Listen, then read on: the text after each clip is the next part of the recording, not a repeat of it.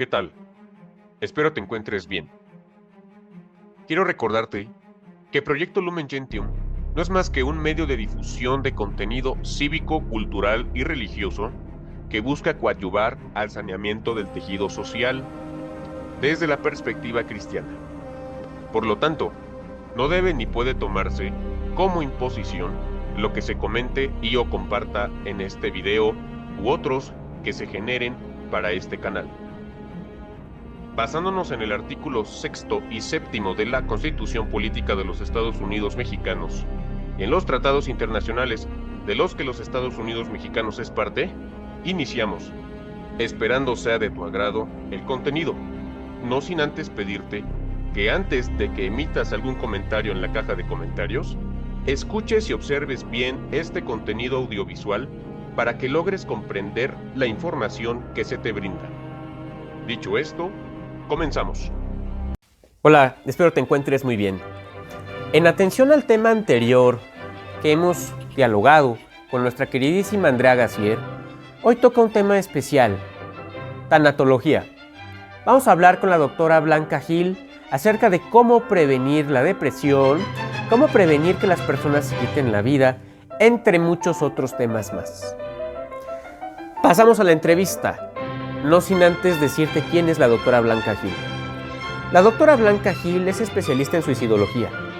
Ella ha participado y colaborado en la famosísima serie de televisión en México, Plaza Sésamo. También ella ha participado y colaborado en un área muy importante de la Alcaldía Miguel Hidalgo en Ciudad de México. Es la jefatura de Unidad Departamental de Atención a la Juventud. En esa área, ella se ha dedicado a generar actividades en pro de la juventud, en pro de que los jóvenes estemos inmersos en actividades que nos alejen de situaciones de riesgo, como lo son estar involucrados en células del crimen organizado, entre muchas otras cosas más. Blanca se ha caracterizado por ser una excelente mujer que ha capacitado a muchísimas personas de diversas instituciones, tanto de gobierno como privadas. Por decir varios ejemplos, en instituciones de gobierno, ella ha capacitado a personal del Instituto Mexicano del Seguro Social, y de instituciones privadas, ella ha capacitado a personal de la Universidad La Salle. Blanca Gil egresó de la Universidad Panamericana. Demos paso a la entrevista. Te invito a que te quedes. Gracias por escuchar.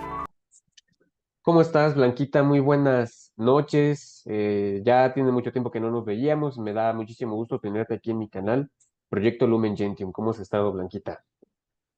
Muy bien, muy contenta de escucharte y muy contenta de poder colaborar con este lindo proyecto. Muchas gracias, Blanquita. Pues mira, vamos a hablar hoy sobre tanatología, que es tu área de acción, digámoslo así. Y bueno, tú sabes que yo igual tuve un proceso, ¿no? Muy doloroso, la pérdida de mi abuela, que digo, aún sigue doliendo, pero ya no como antes. Pero me gustaría preguntarte, ¿no? Pues un tanatólogo, ¿cómo define la muerte, ¿no? Porque los católicos la definimos de una forma y los científicos de otra, ¿no? Claro, pues mira, la verdad es que los tanatólogos podemos tener esta posibilidad de pues trabajar con todas las personas, respetando el tema religioso, ¿no? Y siendo como muy sensibles a lo humano y acompañando los procesos de pérdidas, en los procesos de enfermedad y en los procesos de muerte. Como lo definiríamos, pues es cuando la persona ya no tiene físicamente como estos reflejos, por así decirlo, en donde ya los médicos han determinado que ya no está bien, que ya su cuerpo dejó de funcionar, por así decirlo. Pero por supuesto que siempre los tanatólogos vemos también una parte espiritual, ¿no? En donde tenemos que acompañar no solamente a la persona, sino a la familia también, ¿no? En este acompañamiento para entender qué sucede a nivel como humano, qué sucede con las emociones, qué sucede con todo lo que se vive en la familia y en la persona, ¿no? Antes de su muerte y después de su muerte. Claro. Sí, porque uno pensaría, ¿verdad? Que la vida es literal de, bueno, ya se murió y ya no pasa nada, no. Siempre es un antes, un después y un durante, ¿no? Antes de que la persona fallezca, durante ese proceso de duelo y después de ese proceso de duelo principal, ¿no? Eh, Antes de comenzar con la segunda pregunta, tú me comentabas, ¿no? Que participaste o colaboraste con la producción de Plaza Sésamo, ¿verdad? ¿Me puedes comentar un poquito acerca de Plaza Sésamo? Bueno, de qué hacías. Bueno, en Plaza fui directora de contenido educativo y ahí lo que me tocaba era revisar. Una temporada tiene aproximadamente 8,000 segmentos, ¿no? De diferentes maneras está estructurado. Hay segmentos que son con mopeds, hay segmentos que son con caricaturas, hay segmentos que se grababan en un estudio y hay segmentos que son como documentales, ¿no? Entonces, todo eso se juntaban y eran 8,000 segmentos cada temporada. Cada temporada tenía un tema en particular, a veces salud, a veces un tema que tenía que ver con el aprendizaje de las letras, a veces aprendizaje de números, a veces el tema de las emociones, a veces el tema de lo social, de los amigos, de la familia.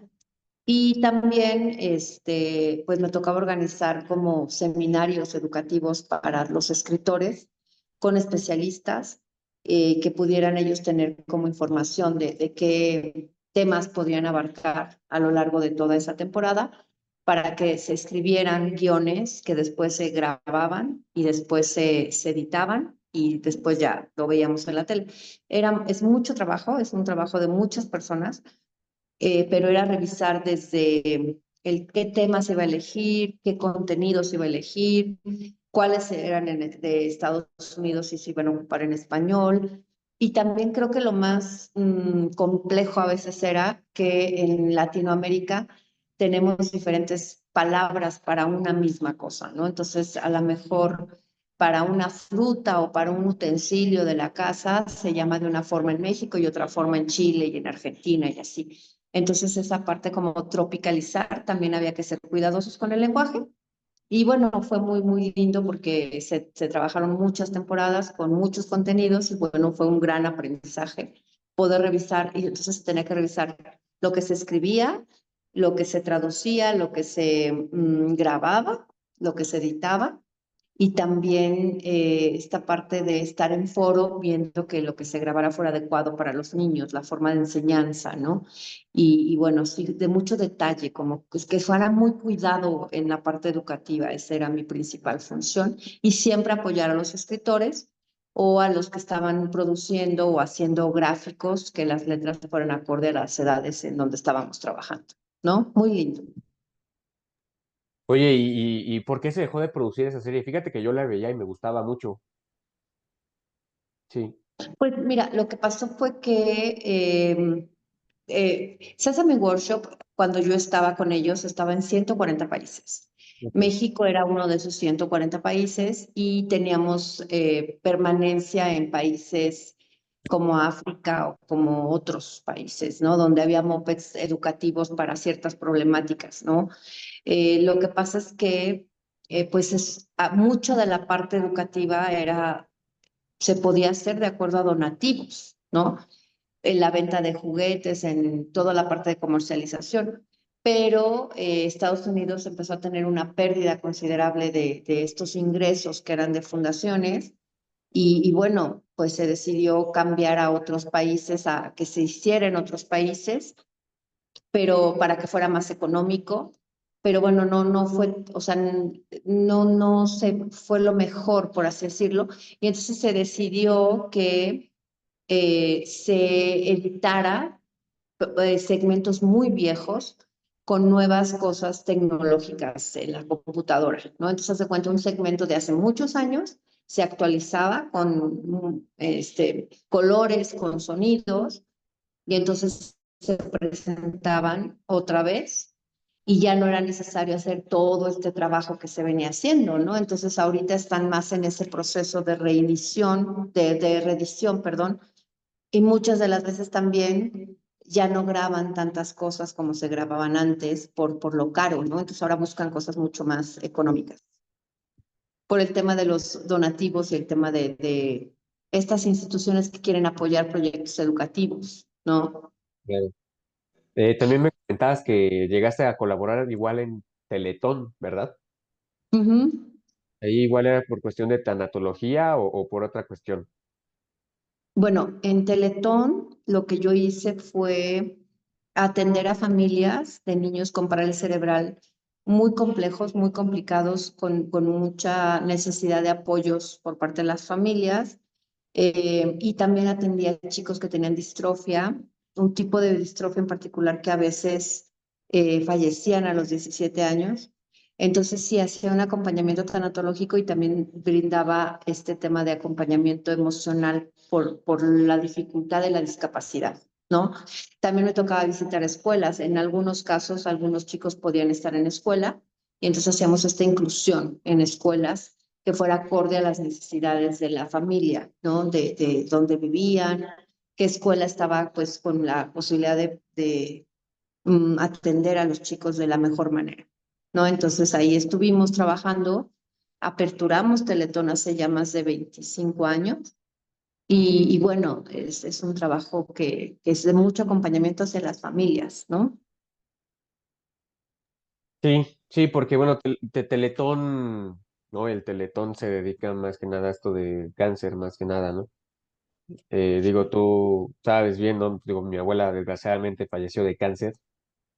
Se fue muy rápido.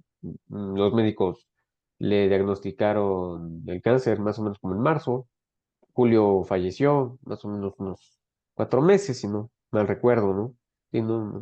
Sí, sí, 4 meses. Pero hablábamos ahorita de lo del duelo. Y te pregunto también lo de Plaza Sésamo, precisamente porque, bueno, normalmente estos programas pues son para niños, ¿no? Pero también esto es para gente que necesita de ánimos, ¿no? En la vida, porque pues sabe pues le queda poco tiempo, ¿no? Aquí en este plano existencial, ¿no? El canal es católico, es religioso, pero también es cívico, como lo he mencionado durante muchos videos que hemos hecho, ¿no? Eh, y siempre vamos a estar de acuerdo con todo lo que pueda colaborar hacia el saneamiento del tejido social, ¿no? Plaza Sésamo era un programa demasiado cívico, ¿no? Porque te enseñaba que, pues, cómo debías de dirigirte con los demás, ¿no? Es algo que hoy se ha perdido demasiado, ¿no? Eh, y justo cuando tú estás en esta etapa de lo del duelo, debes de saberte dirigir a las personas, más que nada, ¿no? Porque está pasando en un proceso de crisis tremendo, ¿no? Hay gente que no le gusta hablar cuando está con en este proceso, ¿no? Por ejemplo, tú como tanatóloga, pues me podrías comentar qué es el duelo, cómo lo has visto tú como tanatóloga y más o menos cuál es el tipo de trato que se le da a una persona doliente, ¿no? Que así se les llama, ¿no? Pues mira, el duelo es el proceso en donde las personas están teniendo muchas emociones debido a una situación de crisis en la familia. Puede ser porque hay un cambio de una etapa evolutiva, puede que estamos pasando de una etapa a otra, puede una jubilación, por ejemplo, un duelo por jubilación. Puede ser también cuando se viven muchas emociones por un proceso de una enfermedad, regularmente se le llama crónico-degenerativa, que son estas enfermedades en donde después de 6 meses puede haber una muerte, por así decirlo. También se puede trabajar este tema de enfermedades o situaciones complicadas en la familia de manera inesperada, ¿no? Por ejemplo, una muerte por un accidente, una muerte violenta o también cuando hay alguna situación física, una amputación por una enfermedad, cosas así, ¿no? Entonces, la verdad es que todas las personas tenemos pérdidas a lo largo de nuestra vida, muchas, y la tanatología te va acompañando a entender lo que estás sintiendo, por qué lo estás sintiendo y que pueda ser lo más funcional posible y que estas enfermedades, estas emociones, perdón, puedan, se puedan ir como entendiendo y que no afecten en tu día a día. ¿no? Que eso es como muy importante, que seas funcional, ¿no? Para que finalmente si hay una ansiedad, una depresión, pues no afecte tu día a día, ¿no? Entonces, es lo que ayuda a la tanatología en el desarrollo humano, yo lo diría, y también ayuda muchísimo en darnos cuenta cuál es nuestro sentido de vida, ¿no? Que eso es fundamental, o sea, el sentido de vida que tenemos ante las adversidades o ante situaciones complicadas, ¿no? Resignificar esos momentos de crisis en aspectos positivos. Claro, o sea, porque como tú bien lo mencionabas, eh, es ayudar a los familiares más que al difunto, ¿verdad? Bueno, al potencial difunto, ¿no? Sí, ¿verdad? Pues sí, al enfermo lo acompañas en el momento de su enfermedad, en esta aceptación de la enfermedad y que se pueda despedir de los familiares y que pueda entender que ese proceso lo va a vivir y que esté lo más tranquilo posible para que la familia también pueda tener esta cercanía y que pueda haber estas despedidas, pensando que cuidar a un enfermo que está a punto de morir, pues es un acto de inmenso amor, ¿no? Y entonces eso es como muy importante no perderlo de vista y que damos este acompañamiento tanto a los pacientes como a sus familias, ¿no? Antes, durante y después, ¿no? ¿Qué diferencias dirías que hay entre un tanatólogo y un psicólogo? Mm. Pues mira, los psicólogos tienen esta formación hacia cómo son estos procesos a nivel emocional, ¿no? ¿Qué pasa con los trastornos, por ejemplo? Ellos tienen como mucha información que tiene que ver con cuando una persona está teniendo varios emociones, esta combinación de emociones que le limitan.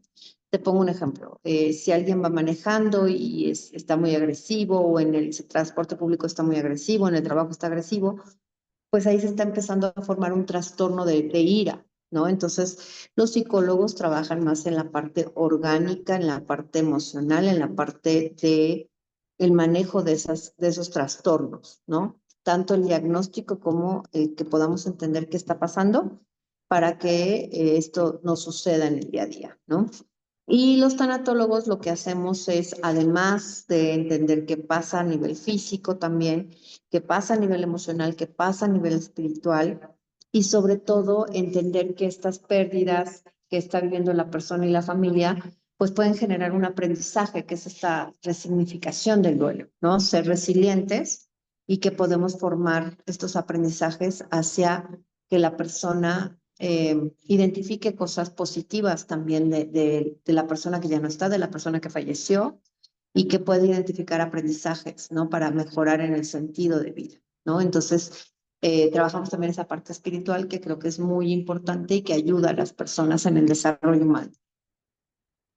Por ejemplo, ahorita mencionabas que los tanatólogos también hacen acompañamiento religioso, ¿verdad?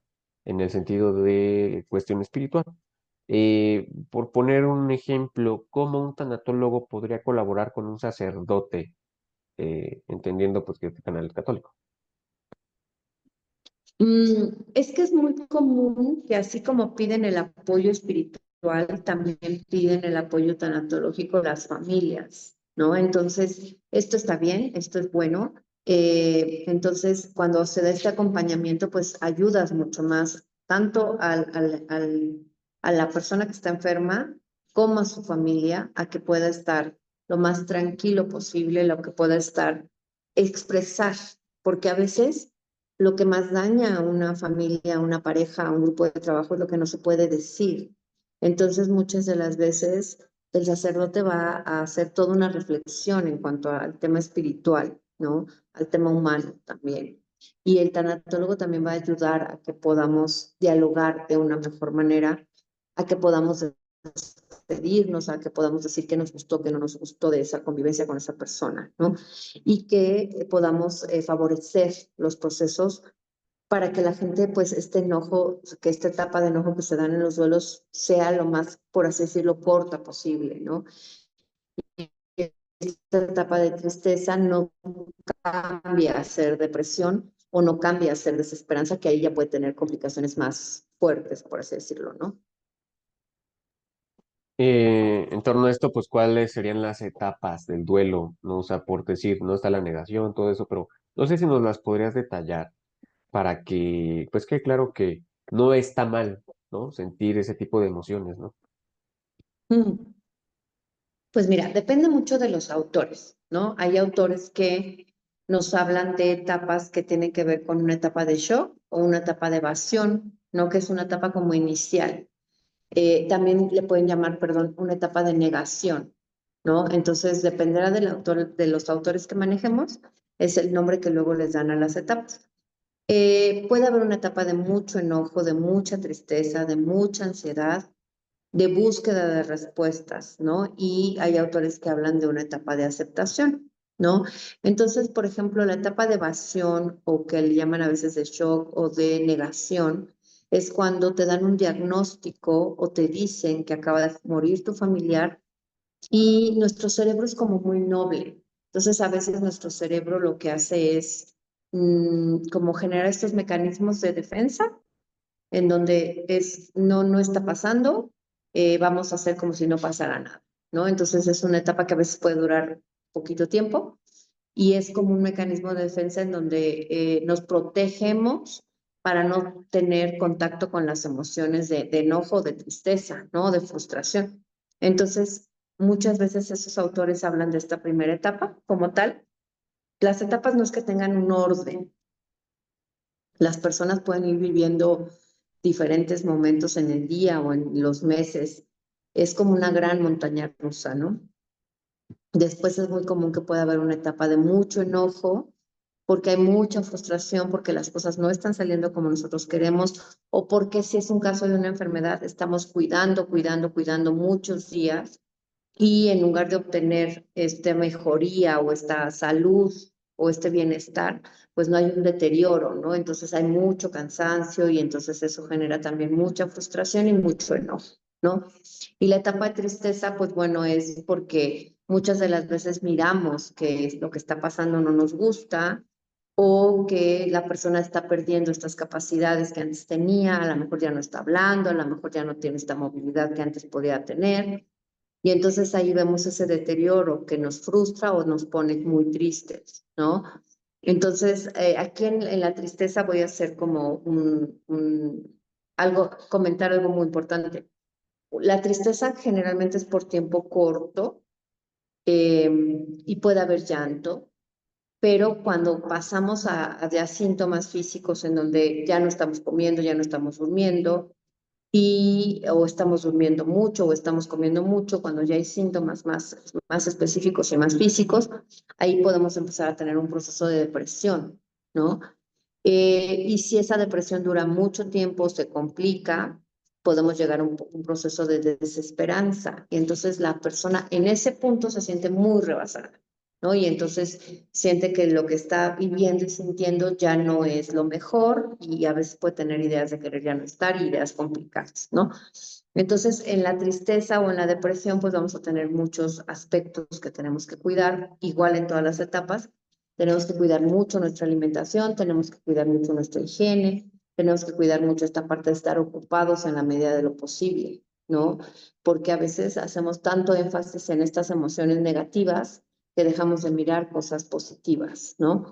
Entonces podemos estar en una etapa de negación, de evasión, de tristeza, de enojo, ¿no? De frustración, pero también hay una etapa que se llama búsqueda de respuestas, ¿no? Y en la búsqueda de respuestas, pues a veces lo que hacemos es como revisar los últimos días, los últimos meses, las últimas semanas de la persona y queremos mirar en qué momento enfermó o en qué momento surgió alguna situación, ¿no? Y en esta búsqueda de respuestas, pues a veces hay quien repite mucho las cosas que han pasado últimamente, o a veces hay quien está como sobrepensando cosas, ¿no? Entonces eso es complicado. Y algunos autores hablan también de esta etapa de aceptación, ¿no? No todas las personas viven esta etapa, no todas las situaciones lo generan, pero en la etapa de aceptación lo que puede pasar ahí es que, pues a lo mejor reconocemos que hay una enfermedad, reconocemos que hay una situación complicada, reconocemos que hubo un proceso de muerte y entendemos que es parte del ciclo de la vida y estamos más funcionales, ¿no? Y podemos expresar nuestras emociones, ¿no? Que eso sería uno de los principales objetivos, ¿no?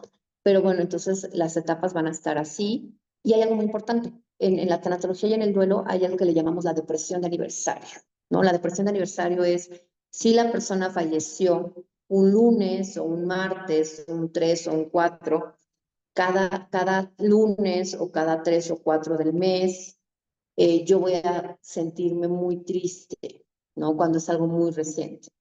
Y, por ejemplo, si falleció un mes de marzo, que estamos ahorita, pues todos los meses de marzo, en la fecha en donde fallece, pues me siento muy triste, o en los cumpleaños, o en las navidades, o en las fechas significativas. A eso le llamamos depresión de aniversario, ¿no?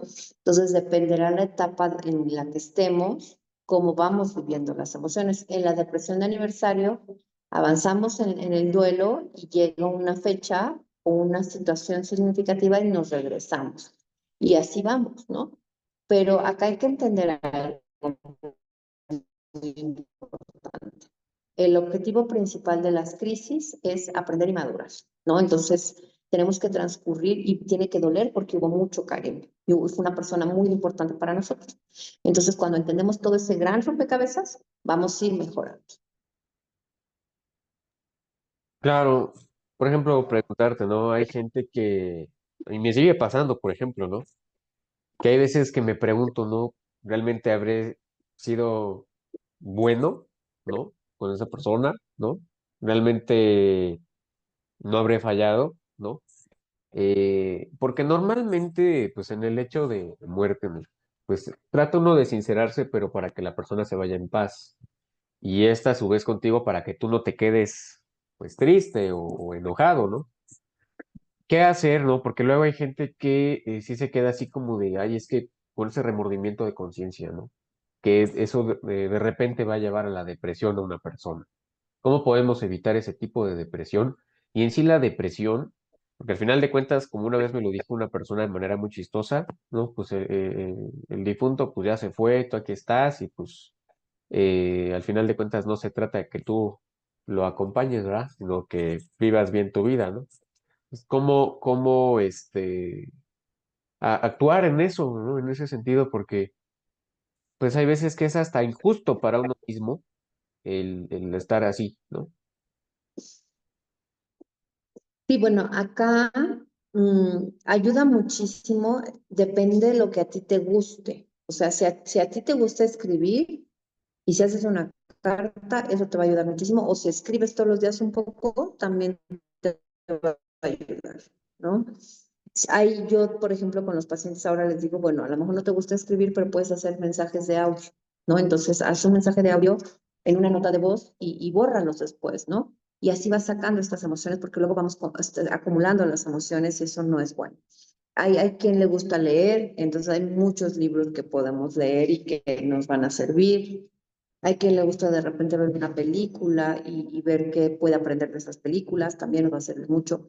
Y sirve mucho también hacer actividades como para distraernos, ¿no? Eso también ayuda muchísimo. Pero entender que eh, vivimos con la persona y construimos algo que se llama vínculo. Los duelos se van a complicar por tres cosas: por el vínculo, por el rol y por el apego. El vínculo es lo que vamos formando juntos, como una pared que vamos poniendo tabiques, ese es el vínculo. Entonces son estos momentos lindos o momentos difíciles que hemos formado. Entonces hay personas con las que generamos más vínculo, hay personas con las que generamos menos vínculo. Y el rol tiene que ver con lo que significa, ¿no? Lo que significa para mí esa persona.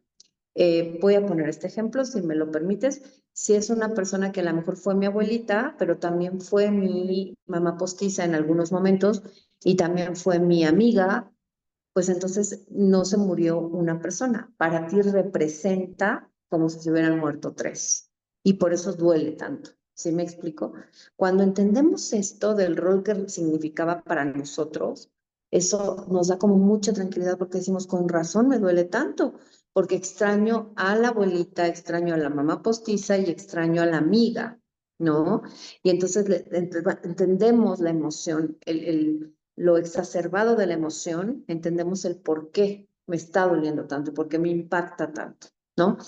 Y entonces el apego es la otra parte, que es como el otro componente o factor o ingrediente que complica en el tema de los duelos, significa que desde pequeñitos vamos construyendo estos momentos de sentirnos seguros, ¿no?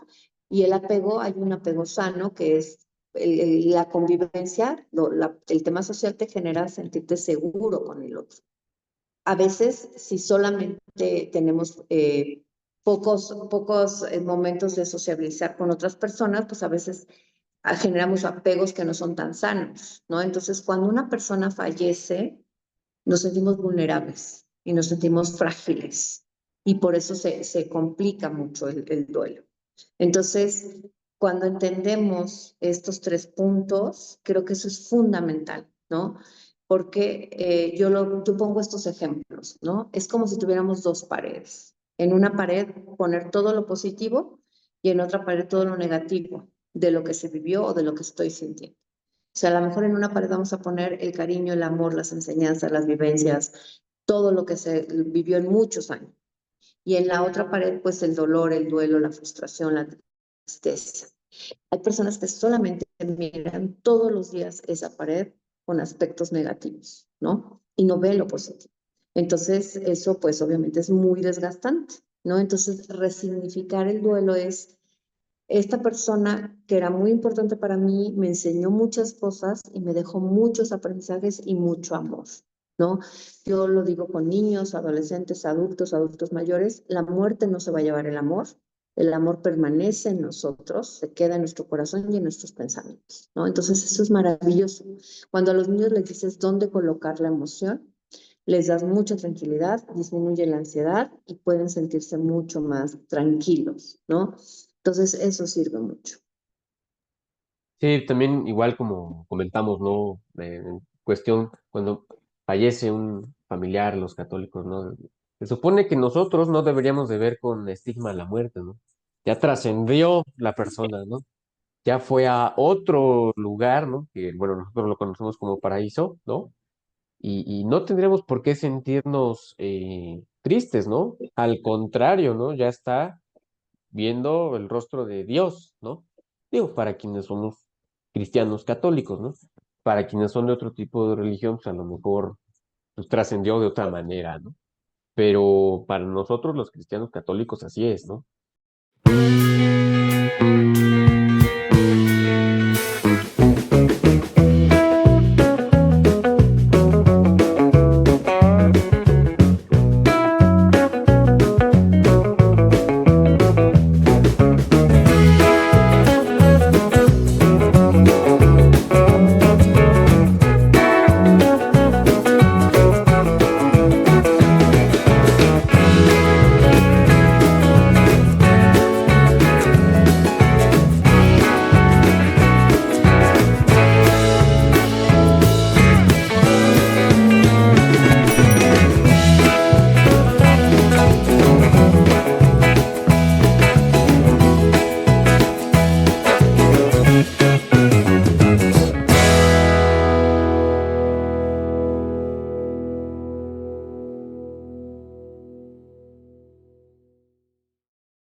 Pero pues continuando con el programa, eh, y yendo un poquito ya a este tema de, pues de qué hay más allá después de la vida, ¿no? Porque muchos le llaman, ¿qué hay más allá después de la vida, ¿no?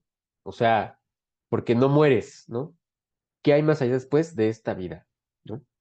Vamos ahora a hablar acerca de, pues, si hay formas para saber cuando alguien tiende a quitarse la vida, ¿no? Ya estamos entrando en esa parte triste de cuando alguien empieza a sentir cosas muy feas y termina con su propia vida, ¿no? Eh, tú como tanatóloga, dentro de todos estos años que has ejercido tu carrera, tu profesión, ¿cómo empiezas o cómo le sabes hacer para saber que alguien ya tiene tendencias de quitarse la vida? Es que ahorita no lo podemos decir porque si no YouTube me censura. Pues mira, mm, Aquí hay que entender esto que decíamos hace un rato de lo que es la tristeza, la depresión y la desesperanza, ¿no? La depresión es cuando ya va a haber síntomas físicos en el sueño, en la comida, en cómo me siento en el día a día, ¿no? Y es por tiempos a veces prolongados. Entonces después la persona va a pasar a la desesperanza. En la desesperanza ya va a sentir que las cosas no van a cambiar y se va a sentir muy rebasado a nivel emocional, ¿no? Entonces, al sentir que no va a poder haber cambios, de repente empiezan a haber estos pequeños pensamientos de qué pasaría si yo no estuviera, ¿no? O a lo mejor si yo no estuviera, pues mi familia estuviera mejor o esta problemática que no puedo resolver en el trabajo se podría resolver, como estas ideas que son pensamientos repetitivos y constantes y entonces ahí ya estamos cayendo en una ideación, ¿no? De querer no estar, que es complicado y es complejo. Y desafortunadamente después, pues las personas pueden tener estas ideas o actos o empezar a planear fechas, momentos, formas, ¿no? Y entonces eso es riesgoso y requiere atención y requiere también, además del acompañamiento tanatológico, esta valoración a nivel psiquiátrico para ver si requiere tratamiento médico, con medicamentos, ¿no? Y esto casi siempre se requiere porque a veces tenemos personas que llevan 1 o 2 años de no dormir bien, de no comer bien, de no estar bien en los trabajos, en las familias. A veces es menos tiempo, ¿no? Pero entonces el medicamento nos va a ayudar a que orgánicamente nuestro cerebro produzca estas sustancias que necesitamos para sentirnos bien y la terapia nos va a ayudar a encontrar este sentido de vida, que es fundamental y que es lo que se pierde desafortunadamente. Por ejemplo, para quienes nos escuchan, ¿no? Esta sería una pregunta muy interesante. Para empezar con estos temas, ¿no? O sea, ¿primero tenemos que ir con el psiquiatra o podemos acudir primero con el tanatólogo? Mira, regularmente lo que yo he vivido con mis pacientes es que vienen conmigo a una consulta, vemos qué está pasando, vemos si es menor de edad, si necesitamos hablar con los padres también o si es un adulto y le explicamos lo que está sucediendo, le explicamos por qué se siente tan enojado, tan triste, con tanta frustración. No explicamos qué sucede orgánicamente en su cerebro, que no está generando sustancias importantes y que tenemos que hacer cambios en los hábitos del día a día, ¿no? O sea, en tener mejor alimentación, si tenemos mejor alimentación, mejor sueño, si estamos ocupados, eso va a ayudar. Y de ahí se canaliza con el psiquiatra para que lo valore y trabajemos juntos. Se trabaja de la mano, tanto el tratamiento, lo que requiere el paciente en cuanto a medicamentos, como la terapia, ¿no? Y entonces vamos de la mano, vamos trabajando de la mano. Regularmente yo trabajo muy de la mano con un psiquiatra que atiende 1 vez al mes y él va revisando cómo vamos en este avance a nivel qué pasa orgánicamente. Y conmigo es una consulta semanal, ¿no? Y vamos trabajando diferentes temas en el día a día, ¿no? Fíjate que la ideación, las ideas de querer no estar, se pueden disminuir rápidamente con un adecuado medicamento, con adecuada valoración para ver qué medicamento requieres y con el inicio de la terapia. Lo que sucede a veces es que en las familias es como si tuviéramos un iceberg. A veces en las familias, en la parte de arriba está la enfermedad, la muerte, las pérdidas o la crisis, y abajo hay otras cosas muy complejas. Puede haber un problema de una adicción, puede haber un problema de un alcoholismo, puede haber un problema de falta de comunicación, puede haber un problema de mucha violencia, ¿sí me explico? Y entonces eso es muy complejo y eso hay que llevar tiempo de ir como analizando qué son los factores que están interviniendo y trabajar con cada uno de ellos para que la persona se sienta muchísimo mejor, ¿no? Pero las personas cuando están bien medicadas y cuando empiezan a hacer estas tareas que se piden en la terapia, estas lecturas, estas respiraciones, estas actividades en lo cotidiano, logramos cambios, gracias a Dios, muy significativos. Y por ejemplo, o sea, porque hay fases, ¿no? Por ejemplo, ¿te acuerdas cuando fuimos al auditorio de la Prepa 4 y vimos el cortometraje pues de Ivana, ¿no? Que digo, estoy en pláticas con ella para ver si quiere contar acerca de su asunto, obviamente ahorita no quiere, pero esperemos que un día quiera. Eh, si tú te acuerdas, su hermano empezó con temas raros, ¿no? En el sentido de que empezó con pensamientos saboteadores, ¿no? En su mente empezó a pensar cosas muy malas de él, ¿no? Obviamente no siempre tenemos los recursos para ir con el doctor, para ir con el médico. A veces ni siquiera sabemos ni tenemos la menor idea de lo que nos está pasando precisamente, pues primero porque somos ignorantes, ¿no? Todos somos ignorantes en la medida de nuestra competencia, ¿no? Pero fíjate que se me hizo muy curioso porque, fíjate que hasta, o sea, yo recuerdo que los padres hasta snorkelearon con él, ¿no? Y no hubo una mejoría. Eh, hay veces que las personas no tienen remedio, Blanca, o ¿qué pasa? Es una muy, muy buena pregunta. No, mira, lo que pasa es que el tener ideas de querer ya no estar va a ser multifactorial. Ujú. No importa o no tiene que ver el nivel socioeconómico ni el nivel sociocultural. Desafortunadamente más mujeres lo intentan, desafortunadamente más hombres lo logran por el tipo de método, ¿no?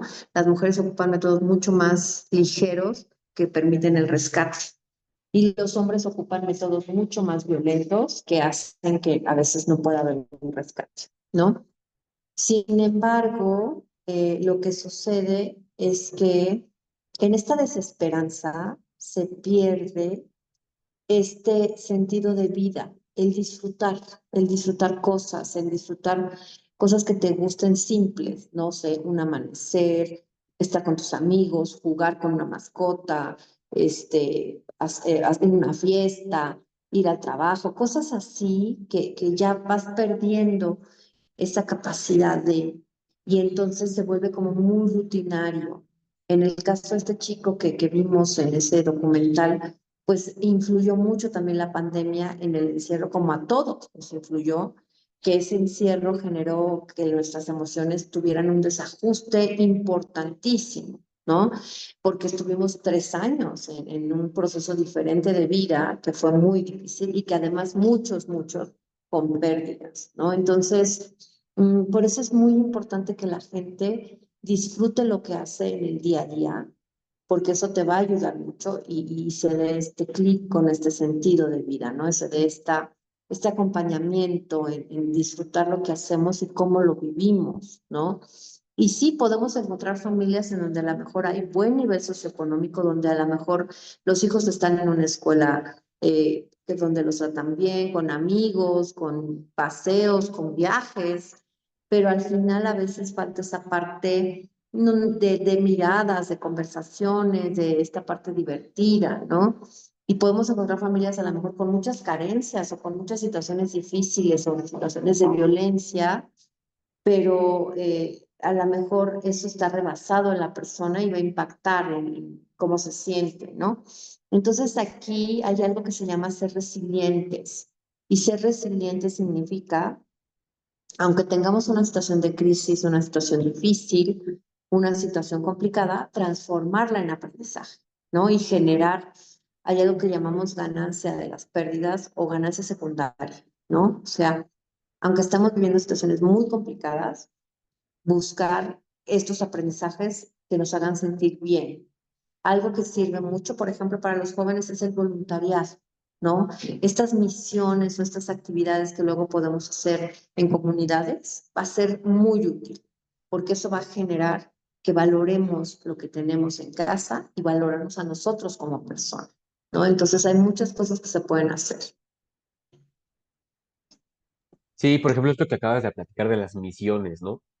Bueno, yo no he ido a ninguna misión en cuestión de la iglesia, pero a veces hemos tenido que hacer actividades aquí en la Ciudad de México. Y se nos suman personas que no creen en Dios, pero creen en las causas, ¿me entiendes? Y entonces nos ayudan y las ves que están bien activas y todo. Entonces yo creo que más que nada, ahorita lo que tenemos que hacer, yo creo como sociedad, Pues yo creo es salirnos de ideologías y ya simplemente es ver qué tienen los demás de manera objetiva y sensata y ver cómo podemos ayudar. Porque si hay algo que ha generado demasiado daño son las ideologías, ¿no?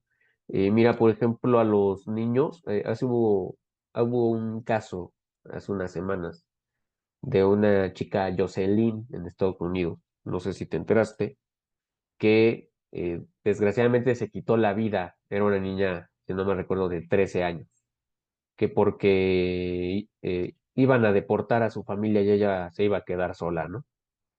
Obviamente esto lo ocuparon de manera política para pegarle a Trump, para pegarle al Partido Republicano, pero nunca se atiende el tema, ¿me entiendes? O sea, es de que no importa qué le pasó a la niña, lo que importa es pegarle políticamente a quien sea, ¿no? Ahí, por ejemplo, tú hablabas hace ratito del sentido de vida, hablabas de la resiliencia, pero un niño, ¿cómo podemos empezar a darnos cuenta de que un niño está en proceso, digamos así, de procesamiento, de querer acabar con su vida? O sea, ¿cómo lo podemos hacer? Porque hay muchas mamás, sobre todo, padres, ¿no? Que pues ya tienen la vida rota, el sentido de vida era su hija, ¿no? Hijo, ya no está. Entonces, ¿cómo le podemos hacer ahí? Pues mira, acá hay algo muy importante. Con los niños tenemos que trabajar que aprendan a expresar sus emociones, identificarlas y expresarlas. Aprendan a trabajar la tolerancia a la frustración, la capacidad de esperar. Aprendan esta resolución de conflictos o problemas y a socializar, ¿no? Esos son cuatro como puntos fundamentales. Desafortunadamente hoy los niños están en un tema en donde tienen poca tolerancia a la frustración. A veces pasan mucho tiempo con dispositivos y no socializan, no platican con los padres, no hacen actividades en familia, ¿no? Y también a veces no les enseñamos a que ellos pueden resolver problemas, ¿no? Entonces todo esto complica mucho y cuando un niño pasa por una crisis en las escuelas, en la familia, con los amigos, pues a veces no sabe cómo resolverlo y entonces puede sentirse muy abrumado y puede empezar con problemas a lo mejor de aislamiento, de dificultades para manejar sus emociones, de autolesiones o cutting, o situaciones ya más graves como ideas de querer no estar, ¿no? Obviamente, en el caso de esta chica, pues el saber que su familia ya no iba a estar con ella, como esta angustia de la misma familia, de todo lo que sucede en los medios de comunicación, pues obviamente impactó, ¿no? Desafortunadamente, y muchas veces lo que se vive en las escuelas, ¿no? O sea, hay que entender también que tenemos grupos muy numerosos y a veces hay pocos docentes y a veces no hay estos tiempos de acompañamiento, ¿no? Entonces a veces hay un orientador para una secundaria o para una generación, ¿no? Entonces esto es complicado y tenemos que ir buscando especialistas que apoyen y actividades también que ayuden a que los chicos puedan sentirse escuchados, acompañados, que se acerquen mucho al deporte, que se acerquen mucho al arte, que se acerquen mucho a la religión, todo eso va a ayudar mucho porque hay muchos factores de riesgo, entonces tenemos que dar muchos factores de protección, ¿no? Los factores de riesgo son las circunstancias que se viven a nivel personal, familia y comunidad, ¿no? Las situaciones adversas. Y los factores de protección, pues va a ser cosas positivas, una buena alimentación, el sueño, actividades deportivas, los amigos, buenas redes, ¿no? Entonces todo eso va a ayudar mucho. Fíjate, ahorita tú tocaste un tema muy importante, tiene que ver acerca de acercarse mucho a la religión, ¿no? Mucha gente puede decir, o sea, ¿cómo? Una doctora, una tanatóloga hablando de acercarse a la religión, ¿no? Porque así hay gente, ¿no? Que piensa que es como muy limitada en su perspectiva de cómo ve la vida, ¿no? Pero bien había dicho, creo, un papa, ¿no? Que ciencia sin religión es mero cientificismo y religión sin ciencia es mero dogmatismo, ¿no? Ahorita estamos mezclando muchas cosas. Muchos dicen es que la religión es para los débiles. O sea, no creo ni quiero creer, porque es imposible que eso sea, que no haya una sola persona que no sea débil en algo, ¿no? O que siempre pueda con todo, ¿no? O sea, los metahumanos, yo creo, yo les llamaría, ¿no? ¿Por qué saco a colación todo este tema? Porque hay gente que su único refugio, literal, es la religión, ¿no? Eh, es el único sentido de vida que él tiene, ¿no? Su motivante. Y no es cosa menor, porque ser creyente es más difícil que ser ateo. ¿Por qué? Porque todos los días es una prueba para tu fe, ¿no? Bien decía Santo Tomás de Aquino que existen cuatro virtudes cardinales, ¿no? La justicia, la prudencia, la templanza y la otra que no me acuerdo en este momento, pero para quien le interese este tema existen cuatro virtudes cardinales, ¿no? Obviamente, al ser templados, a ser justos, a ser prudentes, ¿no? Vamos a tener algo que se llama ser constantes, ¿no? Y la constancia nos va a llevar a algo que se llama, si no mal recuerdo, eh, tener buenos resultados, ¿no? Cuando uno es constante, cuando uno está todo el tiempo ahí, al final del día genera resultados demasiado positivos. En este tema de lo del bullying, por ejemplo, hay veces que pues, te molestan así sin sentido, ¿me entiendes? Y ahí, ¿cómo le podemos hacer para que un niño o una niña tenga una escapatoria? Porque, por ejemplo, los niños, muchos, pues no entienden en su temprana edad qué es Dios, qué es la iglesia, qué es... Entonces, ahí, ¿cómo le podemos hacer? Tú has comentado acerca del deporte. Desgraciadamente, no todos tienen el dinero para poder estar en un deporte, ¿no? Entonces, es esa la pregunta, porque después vamos a ir a otra más difícil, ¿no? Pero, ¿me puedas contestar esto? Gracias. Sí, dos puntos acá. Se nota mucho cuando una familia tiene una religión y está viviendo un proceso de duelo. La familia es la religión va a ser un buen factor de protección en las crisis y en los duelos, ¿sabes? Eso es así. Y bueno, yo lo diría, no importa la religión que tengan, pero se nota cuando hay una religión que acompaña en el proceso, ¿no? Entonces eso es muy bueno. La otra parte es, pues bueno, cuando tenemos muchas limitaciones y que a lo mejor no puede salir la persona a hacer un deporte o no puede tener este acceso a parques por lo que sea, ¿no? Por las distancias, por donde viva, por lo que sea. Pues bueno, hay muchas cosas que se pueden hacer en casa que podemos acercar a los chicos en el arte, en la pintura, en actividades dentro de casa que tengan que ver con estos tutoriales que hoy en día hay. Y también esta parte de la escucha y esta parte del diálogo, ¿no? Escuchar a los hijos, preguntarles cómo se sienten, ver películas y hablar sobre ellos, ver documentales también va a ayudar muchísimo y más en los adolescentes. Con los adolescentes tenemos que ocupar muchos mediadores, ¿no? Te pongo un ejemplo sencillo. Tú lo sabes, yo no soy muy fan del fútbol, sin embargo, pues leía en las noticias que había un tema de varios directores técnicos que habían cambiado, cosas así recientemente, ¿no? Porque pues tengo que ver esas noticias porque a mis alumnos adolescentes les gusta mucho, ¿no? Entonces digo, bueno, voy a esperarme un poquito para que sea el pretexto, el mediador para hablar con ellos, ¿no? Sin embargo, me encanta el americano y ese lo disfruto y lo vivo de manera extraordinaria y tengo poquitos pacientes que les gusta también y hablamos de eso, ¿no? Entonces, con el adolescente hay que buscar mediadores y con el niño hay una herramienta fundamental, muy simple, que es el juego, ¿no?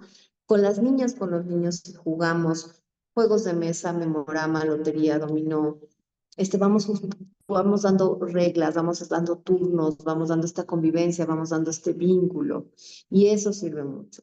Y hay otras cosas muy simples, por ejemplo, hacer un pastel de esta galleta que es súper económica y que lo podemos hacer con limón. Y es un pastel muy económico que le va a, es una actividad diferente para los niños en el día a día, ¿no? Entonces, sí podemos buscar pequeñas cosas simples que nos acerquen al otro y que eso nos ayude a estar mucho mejor a nivel emocional, ¿no? Eso es fundamental. Habría que buscar también qué le gusta a la persona, ¿no? Habrá quien le guste dibujar. Esto que tengo atrás lo hicieron jóvenes que vienen aquí a este centro cultural, jóvenes de secundaria, y está impresionante, está muy lindo. Y entonces ellos se pusieron de acuerdo y decidieron y lo hicieron de manera maravillosa, acompañados con su maestro, ¿no? Pero entonces cuando tú das esta oportunidad y les das estas opciones, pues eso va a ayudar mucho, ¿no? Entonces hay casas de cultura, hay deportivos, hay bibliotecas, hay faros, hay muchos lugares donde hay actividades muy lindas que a veces hay poquitas personas, entonces se pueden aprovechar mucho más y también en familia, ¿no? Y simplemente partir de la escucha y de la conversación, ¿no? Escucharte 5 minutos, 10 minutos, 15 minutos, lo que yo pueda como papá, pero con toda mi atención, todos mis sentidos, ¿no? Hasta en el coche, cuando vamos en el tráfico, podemos buscar juegos o buscar temas de conversación que nos ayuden, ¿no? Para que sea mucho mejor. Y del otro que preguntabas del tema del bullying, pues desafortunadamente, por ejemplo, en México tenemos el primer lugar de mayor acoso escolar, ¿no? Entonces, de México y Latinoamérica. Entonces, el acoso escolar va a estar muy fuerte, va a estar muy constante en la secundaria. Pero entonces aquí tendremos que darles herramientas a estos adolescentes para que digan cómo se sienten, para que lo hablen con los maestros, para que lo hablen con los papás, para que busquen amistades que sean más hacia lo positivo, ¿no? Que esto también va a ayudar mucho. Y buscar que participen en actividades en casa también positivas, ¿no? Entonces, justo entender y hablar de estos temas en la mesa con los chicos, en un café, en un parque, con un helado, eso puede ayudar para que ellos se sientan como respaldados y acompañados en estos procesos. Y bueno, también decirlo, o sea, decir, está sucediendo una situación complicada de violencia y que los papás acudan, ¿no? Desafortunadamente, las instituciones a veces no dan las estrategias o no pueden dar diferentes estrategias que puedan ayudar. Sin embargo, el que el chico lo pueda decir en casa puede ayudar mucho, ¿no? Y que también en su momento los padres busquen en la escuela alguna situación diferente y si vemos que no, pues entonces a lo mejor buscar otra escuela, pero que el chico también esté ocupado, ¿no? Y que se sienta que hay alguien que también respalda lo que está sucediendo ahí. Y si vemos que no, porque a veces no podemos tener una escuela donde hay mucho acoso escolar y padres que están ausentes o distantes, pues bueno, el chico que también busque en él mismo herramientas para poder ir transitando lo que vive, lo que está sintiendo y que lo pueda decir de la mejor manera y lo pueda ir transitando y poner, poder sobrepasar esto, ¿no? Esto es fundamental, ¿no? Entonces, sí es muy complejo desafortunadamente, pero sí tenemos que buscar que los chicos, las chicas se sientan apoyados en esto, ¿no? Que eso es fundamental. Algo que yo recomiendo mucho en las escuelas es, debe de existir un reglamento desde el inicio de las clases que deben de firmar alumnos y padres, ¿no? Porque entonces ahí estás comprometiendo a los padres y a los alumnos a estos marcos de convivencia sanos, ¿no? Y debemos acercarnos mucho a los valores, a las virtudes, como bien tú lo decías, ¿no? Si tú enseñas a trabajar esta parte de la templanza, pues eso le va a ayudar mucho. Y sabes, hay muchas frases de muchos autores. No sé, San Agustín tiene frases hermosas que tienen que ver con el amor y puedes buscar frases de diferentes autores que te gusten y puedes ir decorando salones, pizarrones, periódicos murales, ¿no? Entonces esto puede ayudar mucho a que regresemos a esa parte de lo humano y de este respeto por las personas, que eso es fundamental. Claro, mira, ahorita acabas de hablar del tema del respeto hacia las personas, ¿no? Yo, por ejemplo, en el trabajo en el que estoy, ¿no? Hay veces hay que tratar con clientes y estos, pues, piensan que porque los tienes que atender, pues tienes que soportar sus insolencias. Digo, la verdad, es la palabra correcta, ¿me entiendes? Y justo con respecto de este tema de depresiones, de situaciones de riesgo y violencia, yo te pregunto, ¿un trabajo puede llevar a que una persona se quite la vida? Y ahí, pues, ¿tú cómo puedes ayudar a un compañero o en este caso a un inferior a ti, pero en el sentido de jerarquías, ¿no? Está el jefe y el que está abajo del jefe. ¿Cómo se puede generar mm, algo, ¿no? Para ayudar a una persona para que no se quite la vida, ¿no? Porque es muy triste ese tema.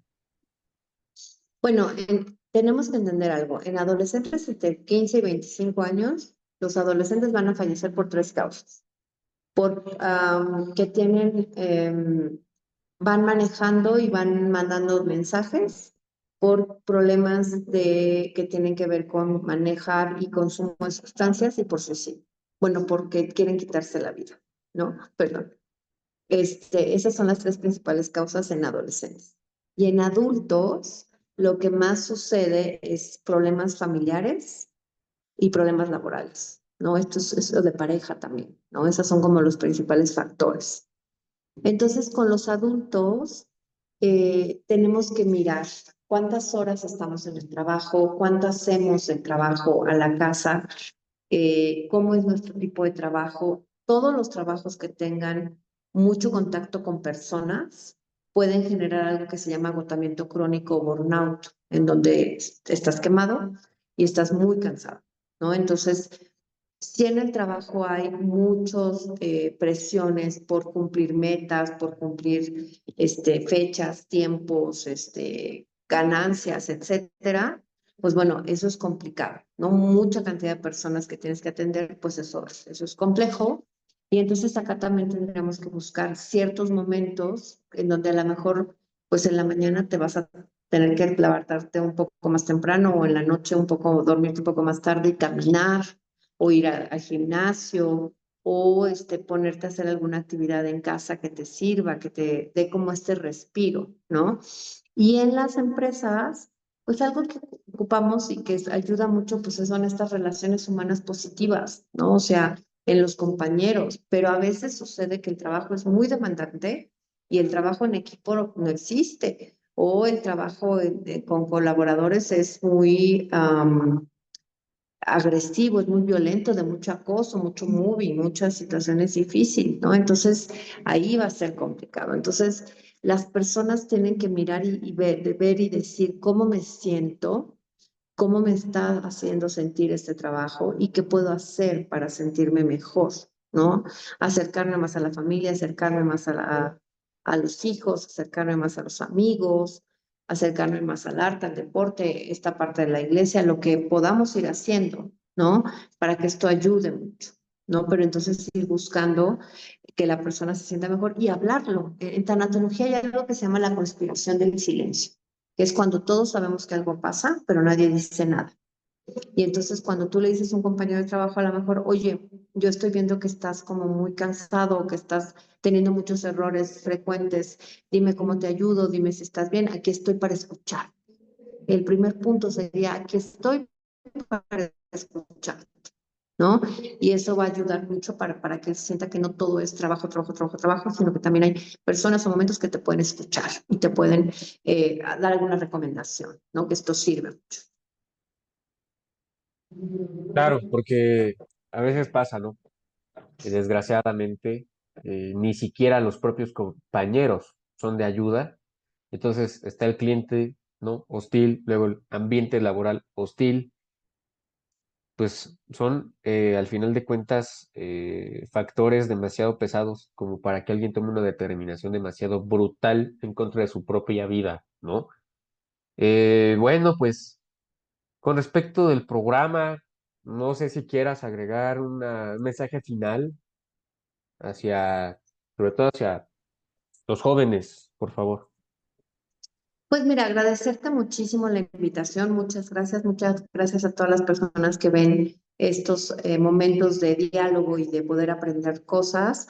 Yo soy Blanca Gil. Si puedo dar mi número, pues daré mi número, que sepan que ahí está siempre. Mi número es 55 12 31 22 16.